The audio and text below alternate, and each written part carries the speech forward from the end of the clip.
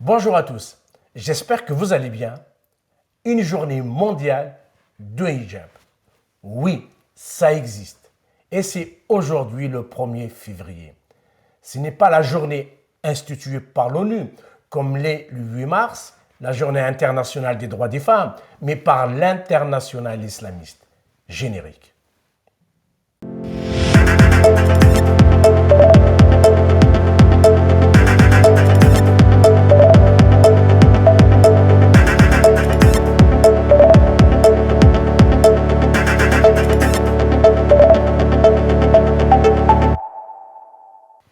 Le hijab est le cheval de bataille et l'étendard des islamistes qui investissent dessus énormément et à tout point de vue, notamment dans les pays occidentaux où ils profitent de deux notions qu'ils détestent, la liberté et la démocratie, pour faire avancer leur cause.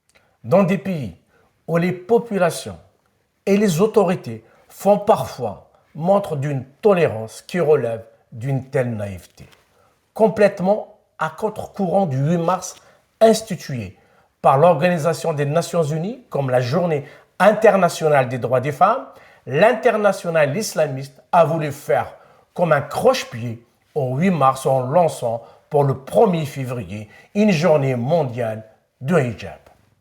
Cela a commencé en 2013 sous l'initiative d'une Américaine originaire du Bangladesh du nom de Nazma Khan.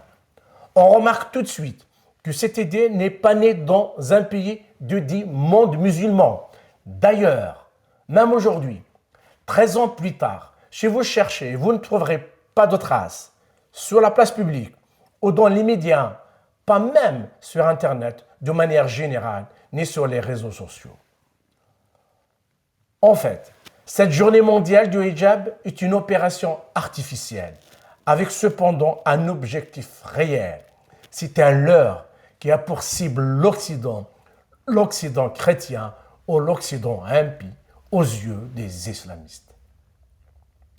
Et cela est bien réel. L'international islamiste investit beaucoup dans les pays occidentaux. Ce n'est pas un hasard que cette journée mondiale du hijab soit née aux États-Unis et lancée par une Américaine. Les islamistes cultivent un paradoxe au fondement de leur stratégie de conquête des sociétés des pays occidentaux. Ils utilisent deux notions complètement à l'opposé de leur idéologie, la liberté et la démocratie, pour exercer leur influence dans ces sociétés-là. Ainsi, ils brandissent la notion de liberté pour dire que les femmes qui portent le voile exercent tout simplement leur liberté individuelle. Il est beaucoup question de hijab lorsqu'il s'agit des islamistes, parce que le hijab est leur principal cheval de bataille dans cette conquête qu'ils espèrent opérer dans les sociétés occidentales. Des femmes qui se voilent, qui se mettent à porter le hijab, c'est pour eux autant de nouveaux étendards pour leur cause. Autre point à souligner et à répéter, quand on parle du hijab, on n'est pas sur le terrain de la religion, mais sur celui de la politique. Car il n'existe pas de précepte religieux qui contraint la femme musulmane à porter ce qu'ils appellent le hijab.